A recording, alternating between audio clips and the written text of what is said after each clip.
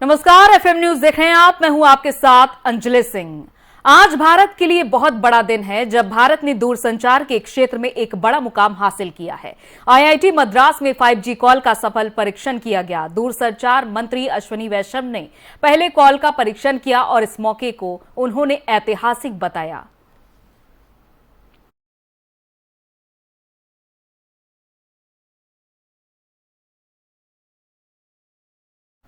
और चौथे क्वाड सम्मेलन में भाग लेने के लिए पीएम नरेंद्र मोदी 24 मई को जापान जाएंगे और इसी दिन वो अमेरिका के राष्ट्रपति जो बाइडेन, ऑस्ट्रेलिया के प्रधानमंत्री स्कॉट मॉरिसन और जापान के पीएम फूमियो किशिदा से मुलाकात करेंगे। उनकी जो बाइडेन के साथ द्विपक्षीय वार्ता भी होगी। बता दें कि क्वाड में अमेरिका, ऑस्ट्रेलिया, भारत और जापान सदस्य हैं। विदेश मंत्रालय के प्रवक्ता अरिंदम बागची ने कहा कि हिंद प्रशांत क्षेत्र और परस्पर हित के दूसरे विश्व मुद्दों पर विचार साझा करने का अच्छा अवसर होगा।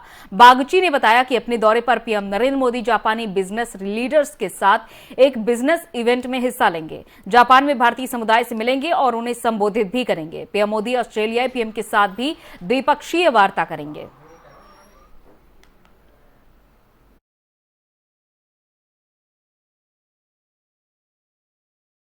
और गुजरात में कांग्रेस को लगे झटके के बीच पूर्व पार्टी अध्यक्ष राहुल गांधी आज लंदन रवाना हो गए, जहां वो 23 मई को आइडियाज ऑफ इंडिया कॉन्फ्रेंस को संबोधित करेंगे। उनका भारतीय समुदाय से मिलने का कार्यक्रम भी है।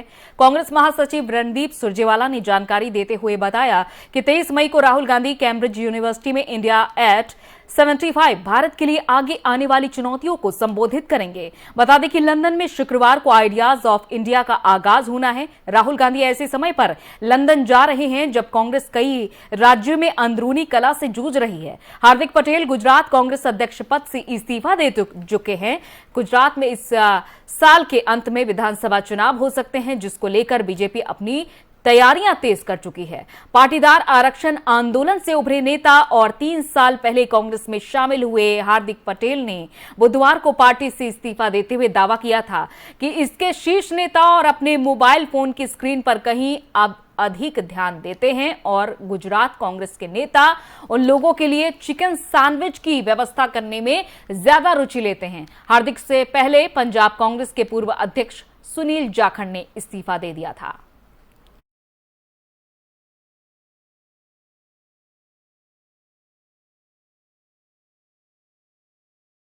और सिद्धू को बड़ा झटका लगा है। दरअसल 1 साल की सजा का ऐलान किया गया है सिद्धू के लिए। नवजोत सिंह सिद्धू को यह बड़ा झटका लगा और नवजोत सिंह सिद्धू के लिए 1 साल की सजा का ऐलान किया गया है। 1988 का यह मामला, जो कि 34 साल पुराना है, रोड रेस मामले में सुप्रीम कोर्ट ने फैसला अपना सुनाया और सिद्धू को एक बार फिर से यह बड़ा झटका लगा है। इससे पहले भी 2006 में सिद्धू को यह बड़ा झटका लग चुका है, जब उन्हें 3 साल की सजा सुनाई गई थी। लेकिन सुप्रीम कोर्ट में जब जमानत याचिका दाखिल की थी सिद्धू ने, तो उन्हें 1000 का जुर्माना लिया गया था और फिलहाल मोहलत दे दी गई थी। लेकिन इसके बाद एक बार फिर से इस मामले में सुनवाई हुई और सुप्रीम कोर्ट ने रोड रेस मामले में अपना फैसला सुनाया और सिद्धू को 1 साल की सजा सुनाई गई है।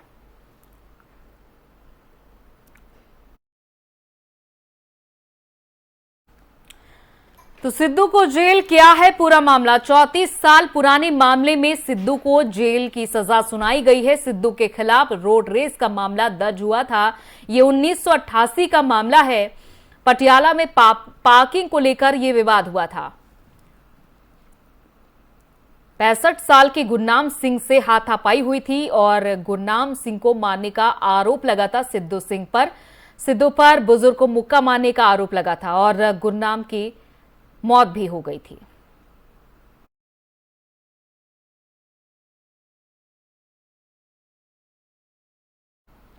और जिस तरह से सुनील जाखड़ ने कांग्रेस का दामन छोड़ा था, उसके बाद से कयास लगाए जा रहे थे कि अब आखिर सुनील जाखड़ कहां जाने वाले हैं। इसके बाद आज की तस्वीर आपके सामने है, जब सुनील जाखड़ ने बीजेपी का दामन थाम लिया है और बीजेपी के राष्ट्रीय अध्यक्ष जेपी नड्डा कितनी खुशी के साथ उन्हें सदस्यता दिला रहे हैं। तो आज ज्वाइनिंग हो चुकी है सुनील जाखड़ की बीजेपी में।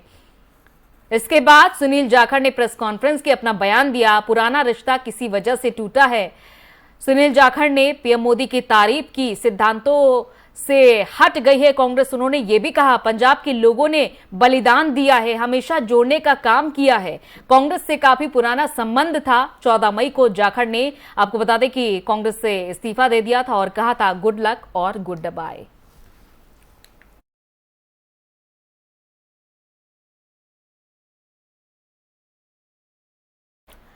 कौन है सुनील जाखड़, जिन्होंने कांग्रेस से इस्तीफा देने के बाद बीजेपी ज्वाइन की है? मैं किसी भी पहचान के मोहताज नहीं है सुनील जाखड़। पंजाब की सियासत का एक बड़ा हिंदू चेहरा रहे हैं। सिख चेहरों पर सुनील जाखड़ का राजनीतिक प्रभाव एक अलग ही रहा है और 2021 में मुख्यमंत्री बनने की रेस में भी सुनील जाखड़ का नाम था चर्चा में। और इसके अलावा 2022 के चुनाव में कांग्रेस को वापस सत्ता में लाने के लिए प्रचार कमेटी की कमान भी सुनील जाखड़ ने संभाली थी बखूबी। पंजाब में नेता प्रतिपक्ष के साथ कांग्रेस अध्यक्ष की कमान भी जाखड़ संभाल चुके हैं। सुनील जाखड़ पंजाब की अबोहर सीट से पहली बार 2002 में विधानसभा पहुंचे थे। इसके बाद 2007 और 2012 के विधानसभा चुनाव में भी अबोहर सीट से विधायक रहे थे सुनील जाखड़। 2017 में विनोद खन्ना के निधन के बाद गुरदासपुर लोकसभा सीट खाली हुई थी, यहां से उपचुनाव उन्होंने लड़ा और जीतकर सांसद चुने गए।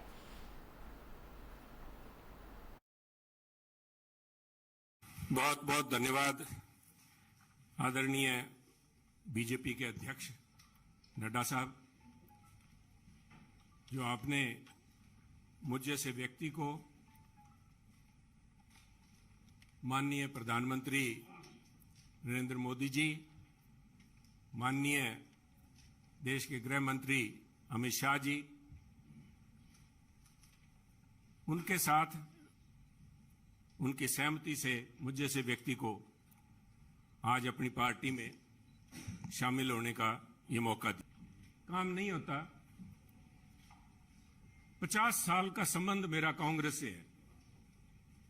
हमारी 3 पीढ़ियां कांग्रेस पार्टी में सन 1972 से लेकर आज 2022 तक हमने पार्टी को अपना परिवार समझ के अच्छे बुरे समय में साथ रहे। और मैं एक ऐसे सूबे से संबंध रखता हूं, एक ऐसे प्रांत से आता हूं जो गुरुओं, संतों, पीर, पैगंबरों की धरती मानी जाती है। अगर राष्ट्रीयता की बात, जैसे नड्डा साहब ने बार बार जिस बात को इम्फेसाइज किया है, आज अगर जहां देश की जरूरत। और सुनील जाखड़ ने जिस तरह से कांग्रेस का दामन छोड़ा, उसके बाद उन्होंने बयान भी दिए हैं, पुराना रिश्ता किसी वजह से टूटा। सुनील जाखड़ ने पीएम नरेंद्र मोदी की तारीफ की और कांग्रेस के सिद्धांतों को लेकर भी सवाल खड़े किए। उन्होंने कहा कांग्रेस सिद्धांतों से हट गई है। पंजाब के लोगों के बलिदान को भी उन्होंने याद दिलाया अपने बयान में। उन्होंने कहा कि पंजाब के लोगों ने बलिदान दिया, हमेशा जोड़ने का काम किया, कांग्रेस से काफी पुराना संबंध था। 14 मई को जाखड़ ने कांग्रेस से इस्तीफा दिया था और उन्होंने कहा था गुड लक और गुड बाय।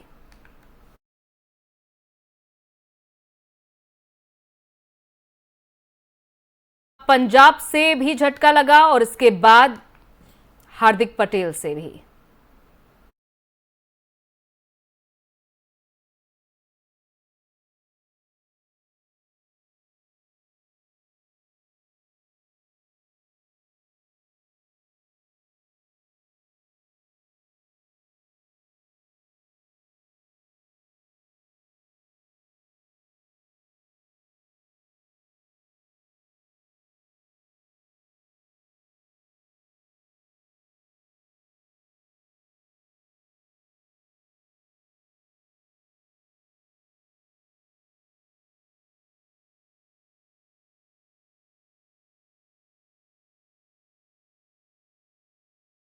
और बीजेपी में शामिल होने के बाद सुनील जाखड़ ने क्या कुछ कहा, आइए आपको सुनाते हैं।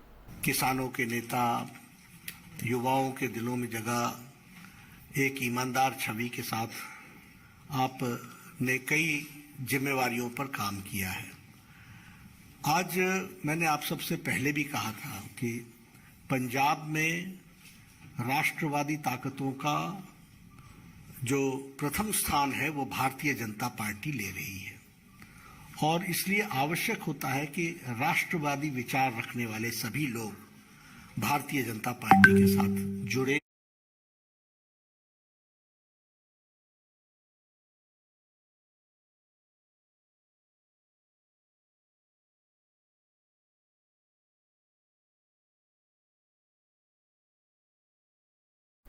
और ज्ञानवापी पर माफ कीजिएगा, शफीकुर रहमान के जहरीले बोल देखे जा रहे हैं। देश के मुसलमानों को तैयार रहने की बात कही है, तैयार रहे और अपने भविष्य के बारे में सोचे।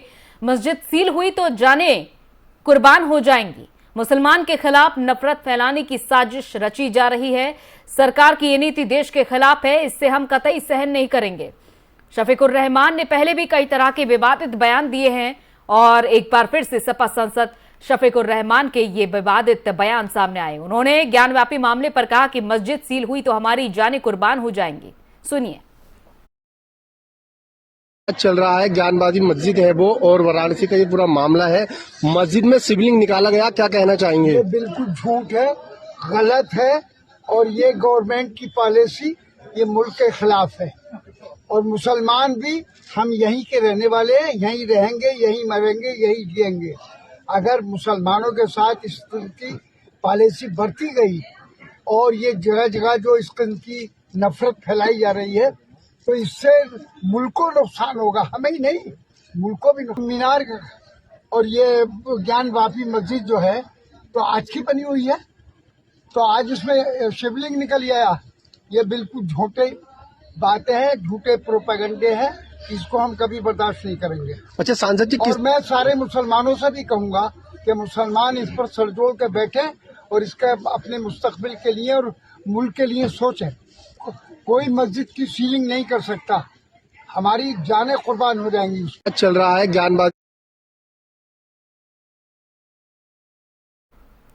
और यूपी विधानसभा में अब पेपरलेस कार्यवाही होगी। सीएम योगी ने ई विधान का लोकार्पण किया है और सदन का नजारा जो है वो बदला इस बार नजर आएगा। विधानसभा की गैलरी के सौंदर्यीकरण के कार्यों का लोकार्पण हुआ।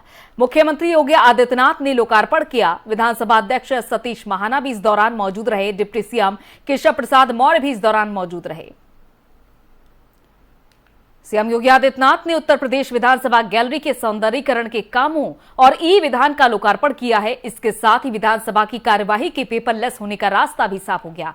इसे पर्यावरण संरक्षण के प्रति सरकार का बड़ा कदम माना जा रहा है। ई विधान के जरिए यूपी विधानसभा की कार्यवाही का ऑनलाइन संचालन किया जाएगा। हर विधायक की सीट के सामने मेज पर सिस्टम लगाया गया है। पहले सत्र से ही सदन का बदला हुआ नजारा दिखेगा। ई विधान के लोकार्पण के दौरान आज विधानसभा अध्यक्ष सतीश महाना, डिप्टी सीएम केशव प्रसाद मौर्य और वित्त एवं संसदीय कार्य मंत्री सुरेश खन्ना मौजूद रहे।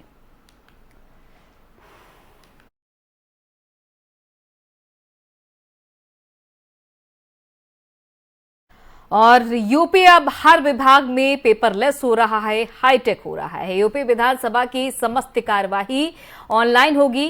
कल ई विधान का उद्घाटन करेंगे लोकसभा अध्यक्ष ओम बिरला। 11 बजे ओम बिरला ई विधान का लोकार्पण करेंगे और 21 मई को विधायकों की ट्रेनिंग भी शुरू हो जाएगी। पेपरलेस विधानसभा संचालन की ट्रेनिंग दी जाएगी। 60 विधायकों को एक बार में ट्रेनिंग मिला करेगी। तो उत्तर प्रदेश की समस्त कार्यवाही ऑनलाइन हुआ करेगी। कल ई विधानसभा का उद्घाटन लोकसभा अध्यक्ष ओम बिरला करेंगे। 11 बजे ओम बिरला ई विधानसभा का उद्घाटन करेंगे।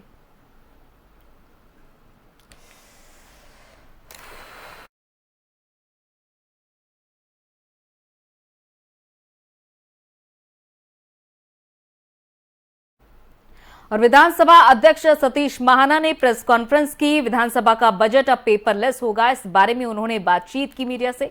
सुनिए।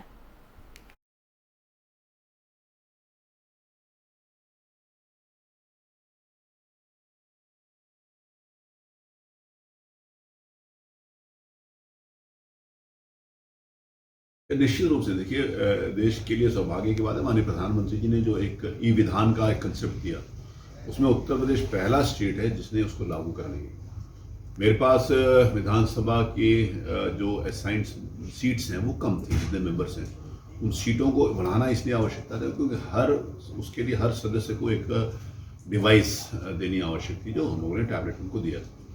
तो पहले 379 सीट्स थे, 403 तो सदस्य हैं, लगभग 14-15 ऐसे माननीय मंत्री हैं जो हमारे विधानसभा के मेंबर्स नहीं हैं, काउंसिल से आते हैं। तो सबकी सीट बढ़ाने का काम, सबकी सीट के ऊपर टैबलेट उपलब्ध कराने का काम, सारे का सारा देखिए, सारा एजेंडा जो विधानसभा का होगा वो अब ऑनलाइन होगा। उसमें प्रश्न से संबंधित हैं, सारी नोटिस से संबंधित है, याचिका, जो भी पूरा उससे सिस्टम होगा सब और बजट महामहिम राज्यपाल जी का भी बजट उसमें होगा, बजट भाषण भी उसका भाषण उसमें होगा, बजट का भी भाषण उसमें होगा, राज्यपाल जी का भी जो स्पीच होगी वो भी उसी में होगी। तो ये सारा एक कम समय में करना एक चैलेंज था। मैं इस बात को कहता हूँ कि जैसे कोई यहाँ के माननीय हमारे उत्तर प्रदेश के कोई भी सदस्य कहीं दूसरे विधानसभाओं में जब जाते तो देख कर आते कहते वो विधानसभा बहुत सुंदर बनी है, वो विधानसभा बहुत सुंदर बनी है। और जिस समय हमारी विधानसभा भी सुंदर होगी तो पूरे प्रदेश वालों के लिए गौरव की बात होगी। कहीं भी जाएंगे तो कहेंगे हमारे उत्तर प्रदेश की विधानसभा, क्योंकि ये विधानसभा किसी एक व्यक्ति का ऑफिस नहीं है, एक सिस्टम है लगातार अनवरत चलने वाला।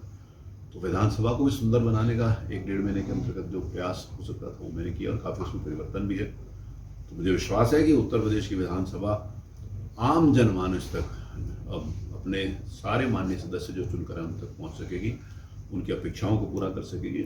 और जो जनता ने जिस हेतु हमारे को चुनकर भेजा है सभी सदस्यों को, जनता का एक ही इशू होता है जिनको चुनकर भेजी कि उनके विकास के काम हो, उनसे संबंधित उनकी सुरक्षा हो, उनका क्षेत्र डेवलपमेंट में और आगे बढ़े, उनका शहर है वो आगे बढ़े और हम सब मिलकर हमारा प्रदेश आगे बढ़े, उस हेतु में काम। ये पूरी हाईटेक विधानसभा पेपरलेस हो जाएगी, लेकिन अभी कुछ जो माननीय सदस्य जो ट्रेनिंग होगी, देखिए कल माननीय लोकसभा अध्यक्ष आदरणीय ओम बिरला साहब इसका उद्घाटन करेंगे ये विधान का।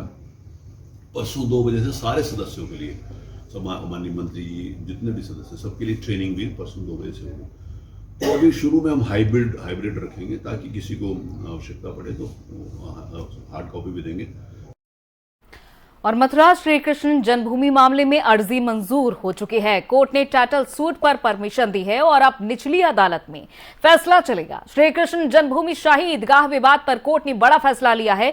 कोर्ट ने जमीन विवाद पर सुनवाई की, अर्जी स्वीकार कर ली। अब इस विवाद पर निचली अदालत में केस चलेगा। जानकारी के मुताबिक इस मामले में अब निचली अदालत में सुनवाई होगी और बहस के बाद फैसला लिया जाएगा। इसके अलावा याचिका में 1968 के जमीन समझौते को लेकर भी सुनवाई हुई और जमीन समझौते को रद्द करने की मांग की गई थी। गौरतलब है कि सिविल जज की अदालत से ये बात 30 सितंबर 2020 को खारिज हुआ था। लोअर कोर्ट से खारिज होने के बाद जिला जज की अदालत में अपील की गई। साल 2020 से चली आ रही लंबी बहस और सुनवाई के बाद इस मामले में फैसला आया है। जिला जज की अदालत ने श्री कृष्ण विराजमान की रिवीजन पिटीशन को स्वीकार कर लिया।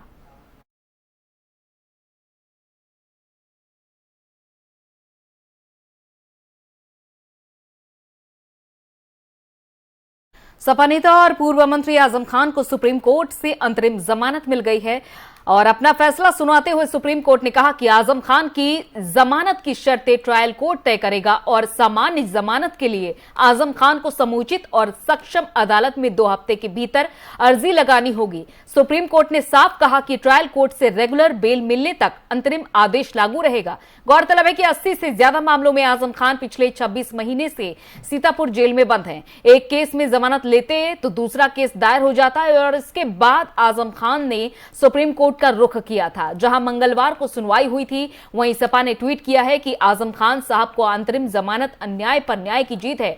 बीजेपी सरकार ने दमन की राजनीति करते हुए उन्हें अनेकों झूठे मुकदमे में फंसाया। पूर्ण विश्वास है कि सभी मामलों में माननीय आजम खान साहब बाइज्जत बरी होंगे। यही है कि आखिर में सच की जीत जरूर होती है और सच्चाई की जीत हुई है। जाहिर है खुशियों का माहौल है। माननीय जो उच्च न्यायालय है उनके आदेश पे जो शत्रु संपत्ति यूनिवर्सिटी के अंदर है उस पर कब्जा लेने के निर्देश जिला प्रशासन को दिए गए हैं। तो उसके क्रम में ही हमारी तहसील प्रशासन की टीम और जो शत्रु संपत्ति के सर्वेयर हैं उनकी जो जॉइंट टीम एक बनाई गई है और वो जो वहाँ पे शत्रु संपत्ति अवस्थित है उसके लिए आज से पैमाइशी शुरू हुई है। माननीय उच्च न्यायालय का आदेश है कि वो सारी जो कार्रवाई है और शत्रु संपत्ति राज्य सरकार में फिर से आ जाए तो उसको 30 जून तक कार्रवाई पूर्ण कराई जानी, तो उसी के तहत वो कार्रवाई की। तो किस केस में जमानत? स्कूल के लिए गलत तरीके से एनओसी लेने का ये मामला था। अब इस मामले में आजम की गिरफ्तारी नहीं हो पाएगी। सुप्रीम कोर्ट से क्योंकि राहत मिल चुकी है। 2020 में गलत तरीके से एनओसी लेने पर मुकदमा दर्ज हुआ था। आजम खान के खिलाफ साल 2020 में मुकदमा दर्ज कराया गया था और ये आजम खान के खिलाफ 90वां केस था, जिस मामले में अब सुप्रीम कोर्ट की ओर से राहत पूरी तरीके से मिल चुकी है। यह अंतरिम जमानत है। आजम खान के खिलाफ कोई चार्जशीट तब दायर नहीं की गई थी और इसीलिए अंतरिम जमानत दे दी गई है और इस मामले में 3 लोगों पर चार्जशीट पहले ही दायर हो चुकी है। 3 लोगों को इसमें आरोपी बनाया जा चुका है।